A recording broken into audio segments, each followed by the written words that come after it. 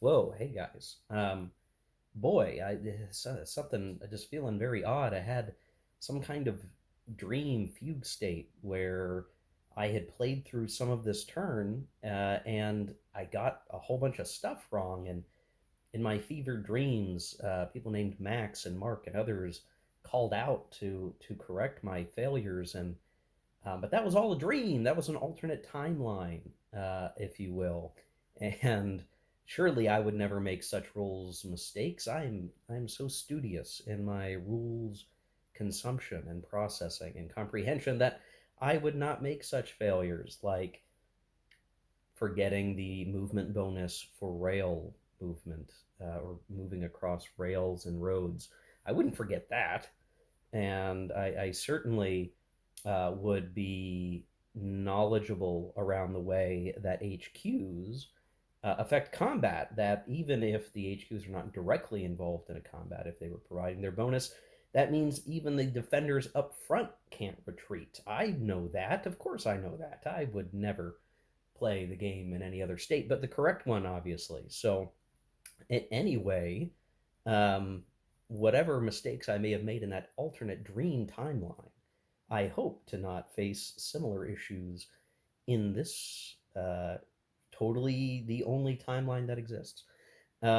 So here we are after placing the support and doing operational movement and uh, the organization segment, and then operational movement, I should say. I leveraged being able to place reinforcements on the HQ in East Prussia, which is part of Germany, to help build up our forces in the north. We've moved swiftly across to be in alignment on the southern front. Um, and moving up our new center HQ, we have our south HQ here. Everybody's sort of getting lined up and getting in line, and it's going to be some good stuff, I think. As we get into the blitz combat phase, we still have our poor Air Force being rebuffed by interceptors.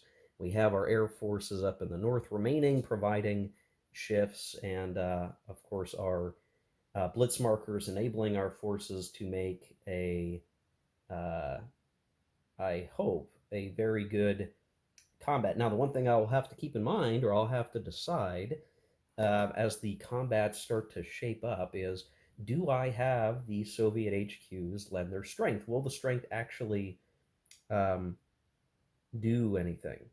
That is probably the most important question um, that we can try to answer. Um, so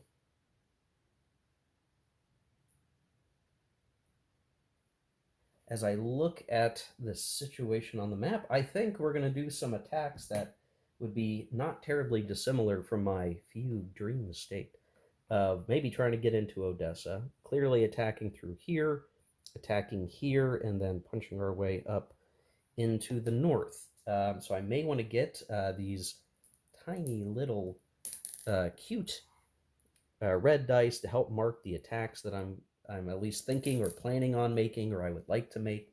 Again, in this game system, you can choose to designate an attack, and as you do them. So we don't have to actually do the attack that I may mark with a die, but I just do that to help keep me organized. Of like, where would I like to go? What would I like to do? Um, and we'll certainly try to do just that. I do think as the Soviets, we want to protect and keep our HQs safe. If we lose those in the long term, that's a nuisance. I don't want to lose them.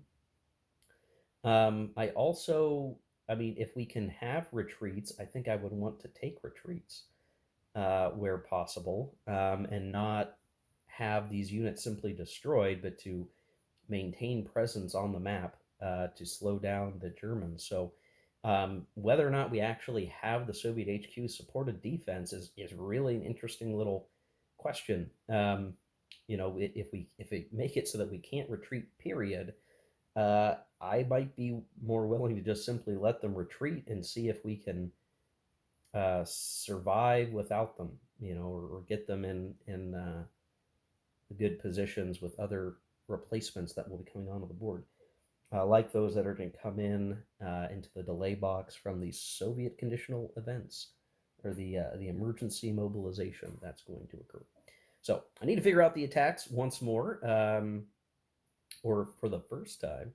And obviously, having leveraged rail movement, we have units that have come in as reinforcements, are much closer to the front line. We have some pretty good stacks built up here for our grand offensive, so we should see some pretty good action. So let me figure out these combats, and we'll get the blitz combat phase underway here. Okay, so here are the planned attacks, though not all of them are necessarily going to be uh, conducted in the blitz phase. Obviously, all of these down here, that's not going to work. I did contemplate trying to attack here to Kishinev, but I think we'll wait. We do want to. I'd like to grab Odessa if we can, because that would just be helpful to force that back and to start to move into the territory. So we're going to work our way sort of north from here. So we'll save this until the regular combat phase. We're going to have attacks here, here, here, and here. Now, I'm not going to do every roll on camera. I feel like that's been done enough. But the key things here being the blitz, where we have armor, that's going to give us shifts to the right. We will also have, for some of these, because of the Air Force, additional shifts. And then we're going to have to do the calculus on the Soviet side again for whether or not we put our defensive resources into play. I think the calculus comes down to, we're going to get what will be 3 defensive factors into a combat, so that may shift the odds, and then we get a further shift of the odds, which may offset the German HQ benefits. Um, so that's sort of the, does it is it worth basically 2 shifts to not retreat? I guess is the decision that will have to be made. Um, if we don't put in the HQ, which means we're going to have to retreat, are the die roll results so potent that it almost doesn't matter? Like, would, put it this way, if not retreating forces this unit to take 2 step losses, and he gets eliminated, is that any different than not lending the forces in and allowing them to retreat? Um, but the die roll results could be so bad that they get defeated anyway with attrition results. So I could see a case where um, you would do either, right? I mean, that's the tricky bit. So I'm going to roll through these combats. We're going to show the aftermath of the combats, and again, we're very likely going to be doing exploitation instead of advance after combat. Just making sure I get this right, that every hex moved, including moving into the defending hex, costs the exploitation movement that you would get, which is equal to the retreat result of the defending unit. But the maximum is still the movement allowance of the unit moving. So if we have a unit that has 2 movement, it can only do 2, even if we got a DR3 result, that sort of thing. So I'm going to run through each of these combats, get them done, show the aftermath of the exploits, then we'll do a regular combat, and then we'll have reserve movement, and we'll get closer and closer towards getting back to the Soviet side of the turn for all of their activities as well. Okay, here we are after the Blitz combat phase. So I did adjust also the Blitz markers a little bit to be a little more efficient for what I wanted to do. I'm allowing myself to do that. We did cut through here. This time making sure to stay in supply all around, really. Have pushed through this way quite well, mostly because this HQ could not support the combat over here. And we pushed, but not quite as far as I wanted to, and we'll talk about why. So in that calculus for using the HQ, um, it did tend to leave the combat on a uh, CRT column that was better. So like going from a 9-1 at the end of the CRT to the 4-1 or 3-1 type of results chain, and then even understanding that like okay we can't retreat, so we're going to take losses. The equation works out in terms of the exploitation movement that we really couldn't do exploitation advancing. So in this case we did, and you can see we've got out quite a bit snaked out here. Um, but in many places we really can't. And yes, we did do an attack with these guys, with this guy here. So there's this nice wedge we pushed into here. Um, what it meant was, yes, we used the HQ. Yes, we lost the Soviet unit, but it didn't leave any retreat hexes or uh, unsatisfied attrition results that would allow for that exploitation to really occur. Now, over here, it worked out that we did well enough die roll wise that we got where we wanted to be. Um, but here, importantly, the die roll was such that we could only get one hex to advance, which means that we still have, basically a lot left on the table to leverage here that or a lot of advancing closer to Riga that we just didn't get. So that critical element of yes, that unit can't retreat, but via the column shift and the additional defensive points, we were basically able to keep the exploitation movement from being as strong as maybe it could be. And here's hoping that I played that correctly. Um,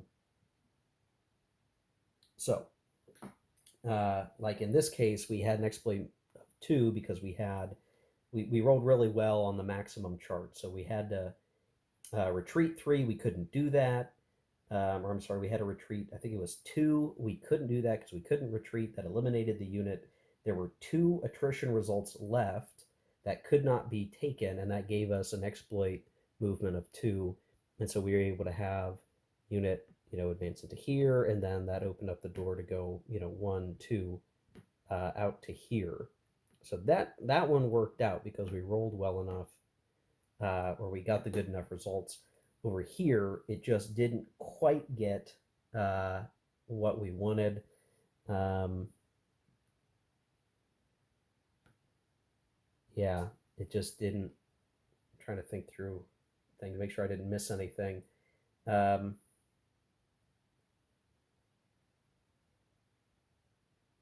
yeah, the results. Yeah, we had a retreat result there of 2. Couldn't retreat. Took it as step losses. There were no other attrition results. So the best we could do was advance. So just to not mistake, there's no units in this hex. The Blitz marker, it's just the Blitz marker in the Air Force, which still helps us to some degree in terms of retreating. And so we're going to go to the normal combat. And I think, when we look at it, like certainly going to do the one here in Odessa, probably going to try to do something here. Um, don't worry about what the die says. I'm just using the die itself.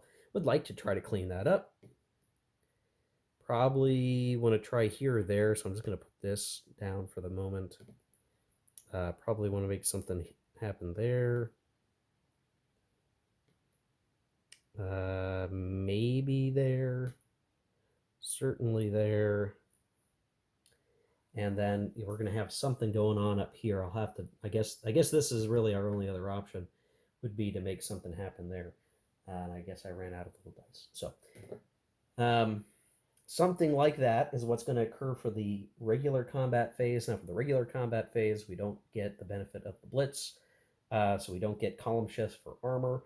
We still get our Air Force, and we would still get HQs, and basically all the HQs on the board are essentially refreshed, if you want to look at it that way, where um, basically uh, any HQ benefits that were given in the previous segment can be given again in the combat segment. So we kind of have a refresh that goes for the Soviets as well. In some cases, we're going to have the opportunity to use attacks on the HQs themselves to potentially keep them from throwing support. Though not in every case is that going to be super duper valuable. We've got a bunch of guys over here that managed to get into Minsk with the HQ, so that could be a problem getting them to move out of the way. We may be able to get some step losses on them anyway. Kind of tough to say. Anyway, so let me take care of the regular combats. Again, nothing too crazy here, right? Calculating the odds, seeing if the terrain provides any shifts, whether or not we choose to use the HQ that one time for the segment, and being able to throw that support 2 hexes away. It can even go through enemy units. So, like, this HQ could support this or this stack of defenders. This HQ could support here, but could not support down here, that sort of thing. And then, of course, there's no HQ near Odessa, so that'll be a straight up shot to try to make something happen. I think the set of die rolls that I got during the Blitz were pretty good. Certainly able to do the things that I need them to be able to do at the moment. So feeling okay with that. I'm avoiding any silliness with putting my own units out of supply for the moment. So in general, we're doing reasonably okay, and we'll see where else we get to here. I'm going to take care of these combats, and we'll show the aftermath and move on to the reserve movement. Maybe I'll do reserve movement after this combat phase. That's depending on what the situation is, and then we'll start to wrap up and switch over to the Soviets. Okay, well, here we are after the combat segment. I haven't done reserve movement yet, but I'm feeling pretty good about this progression. Things are kind of slow in the south. I did end up getting a result where we chipped some steps here. Not ideal to lose an armor step at this stage in the game, so that's probably going to hurt us in the long run a little bit. But still pretty good. We've got things wrapped up in the swamp here. A couple of steps remain. We'll need to reduce that set. We did eliminate this here with some HQ support. We did take Odessa with a hex retreat rather than to lose this unit, because we were going to lose them anyway. Here, again, we're just reducing a pocket right there down to a single step. We eliminated this unit that was out here, and now we're going to be, within punching distance of that HQ. The Russians may be able to get some steps in the way to kind of try to disrupt that, but generally feeling pretty good about the position there. So all the forces are relatively strong. We're in good shape. I can't send, just to point out, I have a unit here that's going to go to Finland eventually. He'll go in next turn, but we can't send him yet. So that's why I did not play the supply, or the convoy marker rather. And I don't know that I need to do this, but because we don't really have a full political mechanism in this scenario, I'm going to leave a corps each in here until I can figure out where my detachment force pool is. Because, yeah, they're not on the back of those guys. We need to hold these down to maintain supply. Because apparently, if I were to leave those in a campaign game, Poland would stop being conquered, I guess, or something like that. So I guess I'm going to garrison Krakow, Posen, and Warsaw as we continue to move forward, which, not a huge drain on Axis resources.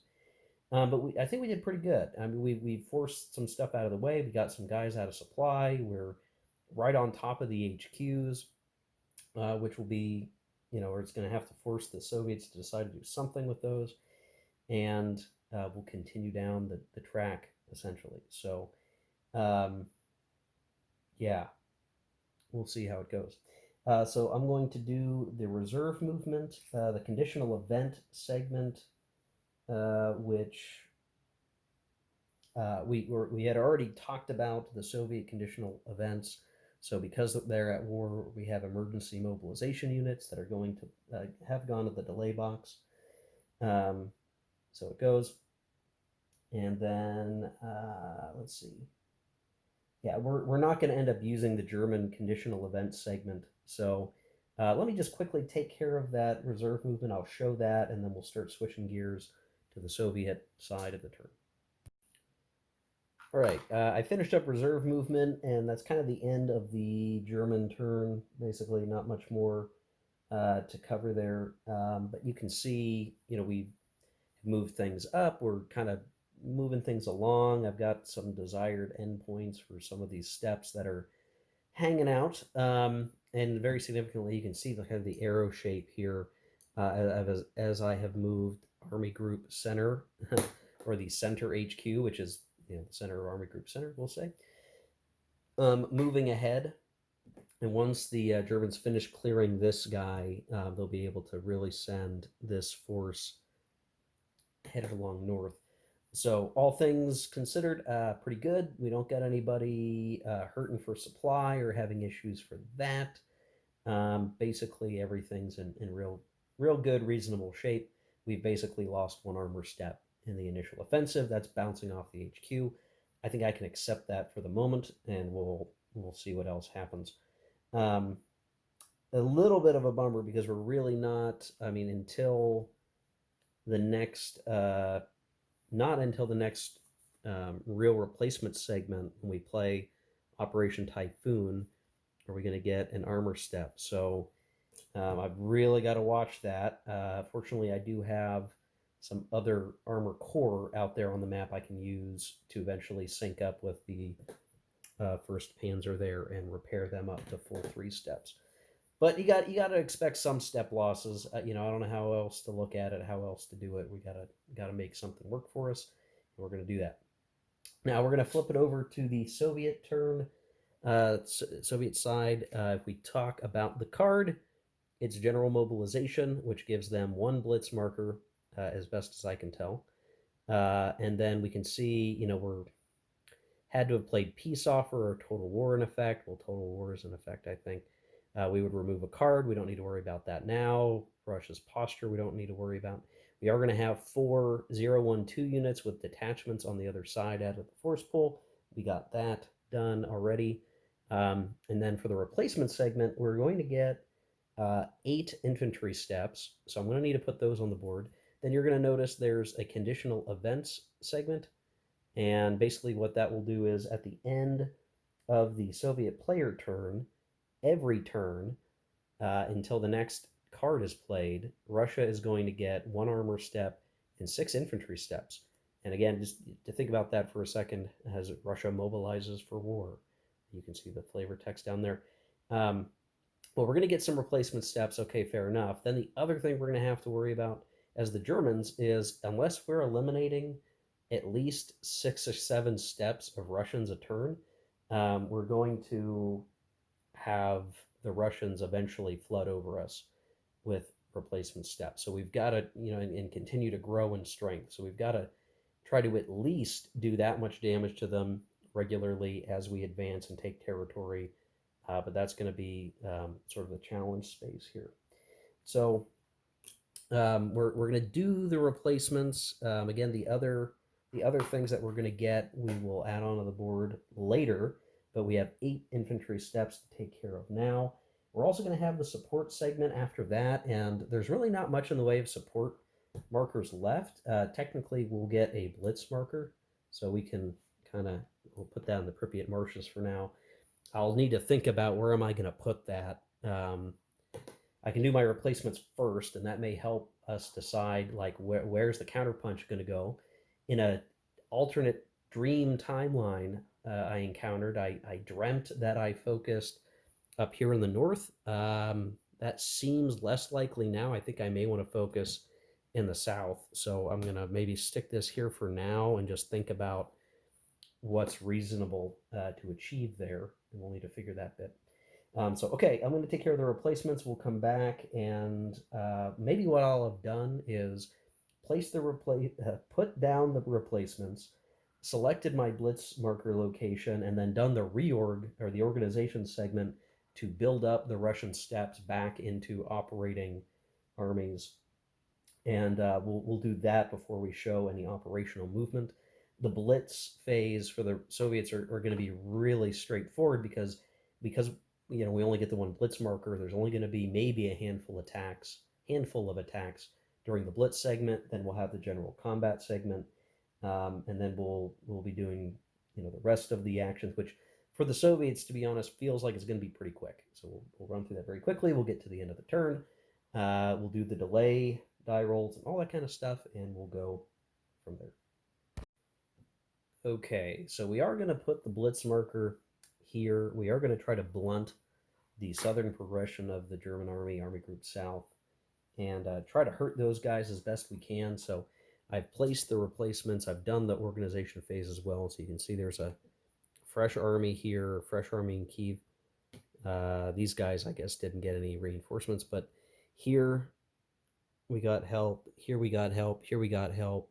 So the idea being we're going to try to get into a better position over here, bring stuff down, get situated, focus on a counter punch right here, and then we'll have our additional conditional phase, conditional events replacements that are going to come in back along here, depending on what the state is. So we don't have to worry about reinforcing way back here yet. We can focus on trying to make something happen up here, or at least get into a better position. So that's the very rough idea. So let me take care of the operational movement next, and we'll talk about the combats very swiftly, and then get to the reserve movement, which we may very well need after all is said and done, and then we take care of the conditional events at the end of the turn itself, before we do the delay segment. So you kind of see just what matters is we need to put them either on HQs or cities. So we don't have Odessa. We could have put stuff into Dnipropetrovsk. We're going to do that later. We do want to get stuff into Kiev. We're going to use the rail line to get closer to the enemy. These guys are going to maybe try to fight and break through if they can. Maybe that'll happen. Maybe it won't. These guys are kind of doomed. I don't think I'm going to try to make anything happen there. What I'd rather do is kind of get adjusted to try to hold, now this new line that exists with Riga as an anchor point. So we'll try it. We'll see. And you could certainly, I guess, from a strategic standpoint, you could look at this and say maybe the Germans should have focused more on Army Group South or pushing south than the focus on the northern front. That's certainly possible. I mean, what I'd like to be able to do is grab Minsk as the Germans push on to Moscow if I can, and then grab either one of Leningrad or swing down south and maybe grab something that's an easy grab at that point. Either Kiev or Rostov from maybe the north would be interesting. Could try that if we don't get into Kiev from the west, which could happen. We'll see. We've still got plenty more to do. So yeah, let me take care of that. Okay, here we are after movement. One tricky thing is these rails are great, except multi-step units, it's still one. Single step units, it's half movement point. So we couldn't get this guy into here, which would have been ideal. So instead, at best we can do like this basically, which is fine because now we're projecting Zox through the Pripyat marshes to some degree. So then it's really a question like, whoops, do we try to attack here? Be with what, 4, 8. Throw our HQ in and actually have some odds to hit here. A 5-4-4 German unit. So yeah, I mean we'll certainly try it. So if we throw in our HQ, we have 4. These guys, while they're out of supply, don't suffer any penalties to attack. So we're going to try to make a reopening of the supply lines here and hurt the German spearhead. So 4 and 4, 8 plus 2 from the HQ here is 10. 10 to 4, so that's 2 to 1 odds. We get a shift to the right for the HQ. So we have 3 to 1, sorry, Yeah, 3-1 odds. Is there anything else I can do? Not really. So we'll try it, rolling the die, and oh, we rolled a 6, which is probably not very good. Um, an EX result. So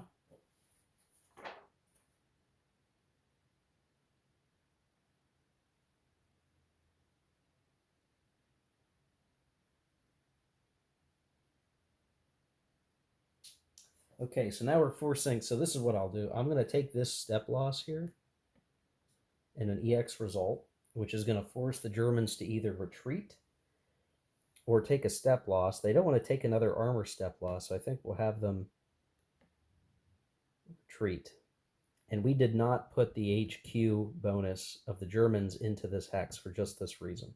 We don't want to lose another armor step. That's kind of the most important thing. Now we've reopened the supply line to this guy, which is fine and dandy. Um, and we could advance after combat. I don't know if I actually want to do that. So I think I'm going to hold back and not do that. Not advance after combat. Um, well, okay. Let's say that we did. And if we attacked, yeah, that would be too tough of a hex to attack again. So yeah, I'm not sure it's making a whole lot of sense to advance. I mean, if we did, let's think this through for a second. Well, maybe we should. Maybe we should advance. And I think we can.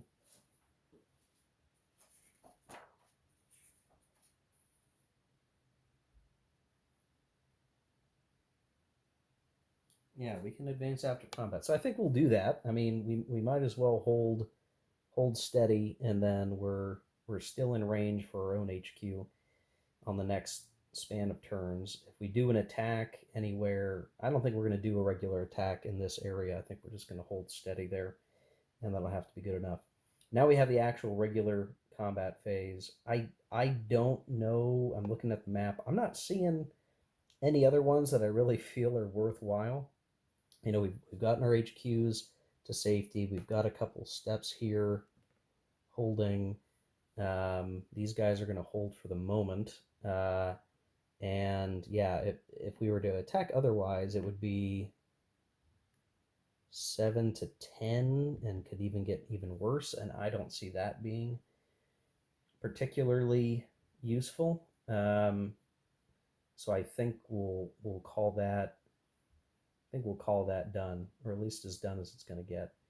Um, so yeah, so that's the Soviet combat. Not much to do, but at least we've cost the Germans a little bit of position, and have reopened up some supply lines to a unit, and we can continue to operate from there. I think, and yeah, so marker segment. Our blitz marker don't need any more on the map. We took that off, and then let's see reserve movement. Is there any major reserve movement?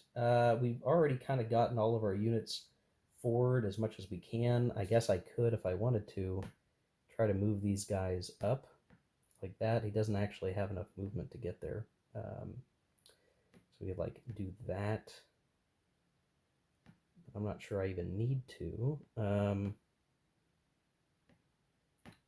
Yeah, I think for the moment we're gonna leave this situation as is. I can't pull these guys back because they're in Zox, and we can't exit Zox in reserve movement. So this is purely like backfield movement, and I just don't see any good options there.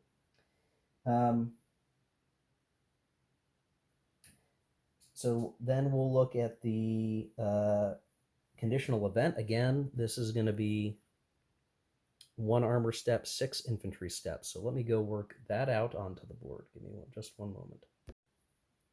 Okay, so you can see putting some additional units here in Dnipropetrovsk. One's a cavalry unit so that we can form up with this mechanized step to make a what would it be?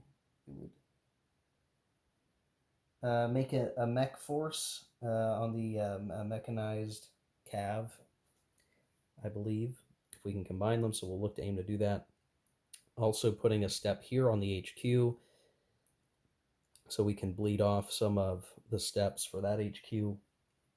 We'll replenish it. Another step in Kiev proper, a step in Smolensk, a step on this HQ, and we built our mech step here because there is indeed a cavalry in Riga that we can form up to another unit, assuming they can survive long enough to reorg that way. So just flooding in more units where we can. I'm neglecting putting reinforcements in Moscow or Rostov for the moment. I'm thinking I can hit those at the end of the next turn with our replenishment of additional steps.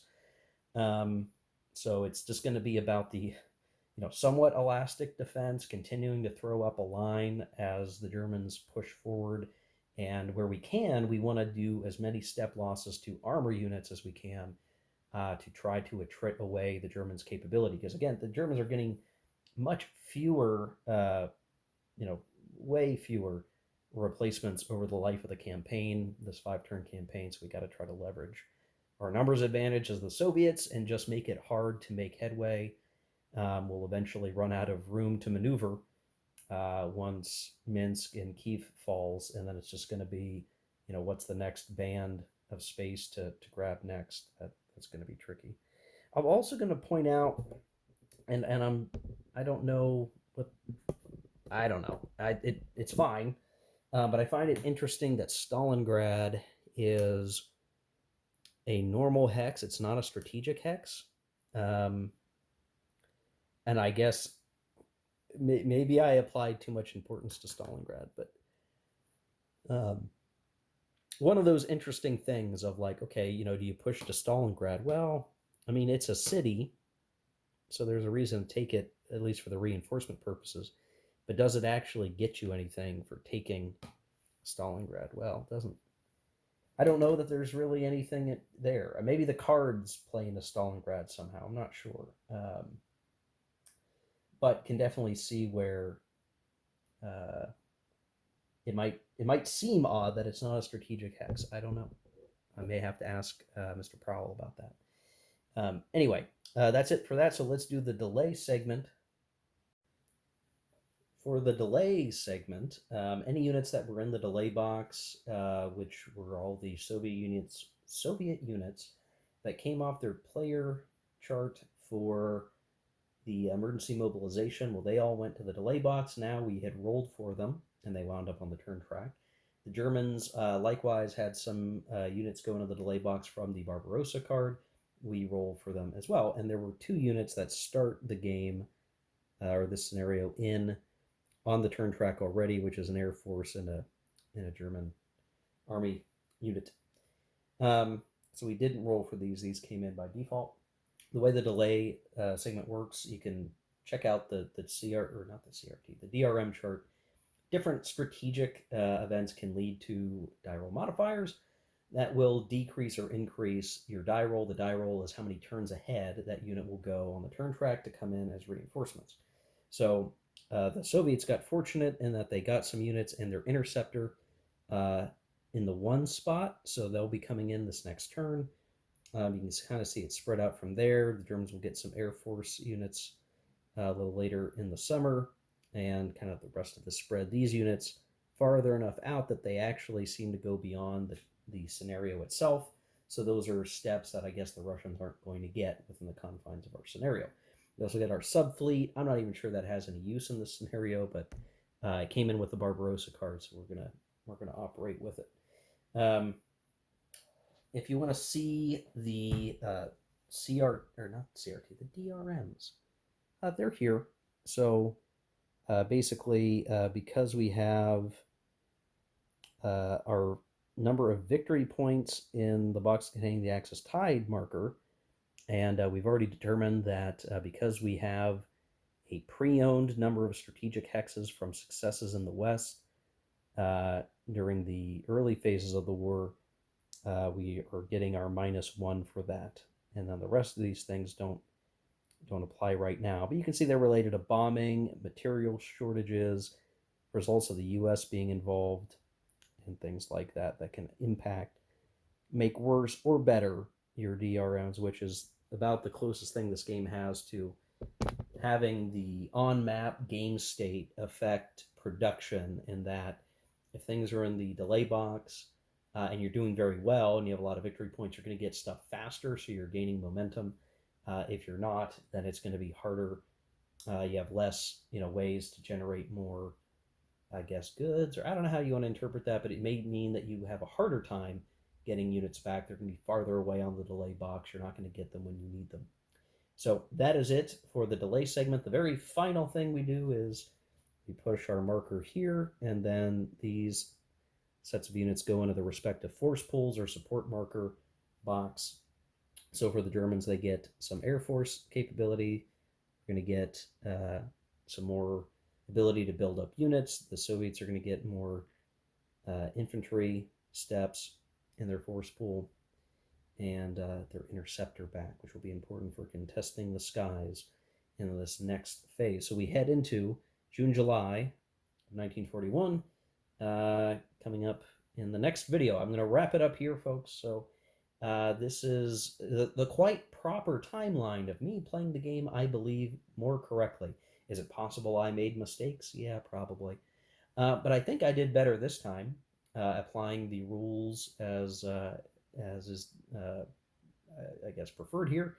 Um, and we're going to head deeper into the scenario. Now, the game state as it is now, I think is still, reasonably okay for Axis progression. Did we eliminate everything we wanted to? No, we took a little bit of a hit on our panzers, and we had to retreat a hex. But Army Group Center is kind of getting the ball rolling, and we're going to be able to hit decently hard into the rest of uh, the northern part of the front pretty well. I feel pretty strong there. We may need to shift units south, actually, to make some real headway over here.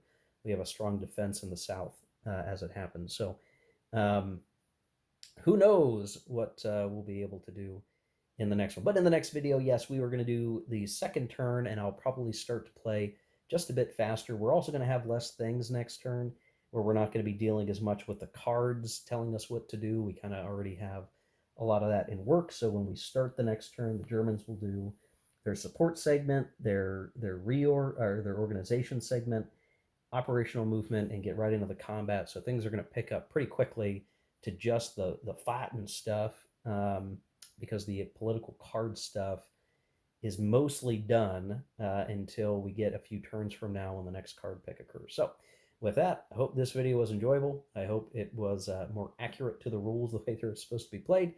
And it at least provided some look into how one person is attempting to play this scenario. So yes, with that, I will let you go. Thank you for watching. If you watch this whole thing, we'll see you in the next video. Take care. Keep on gaming.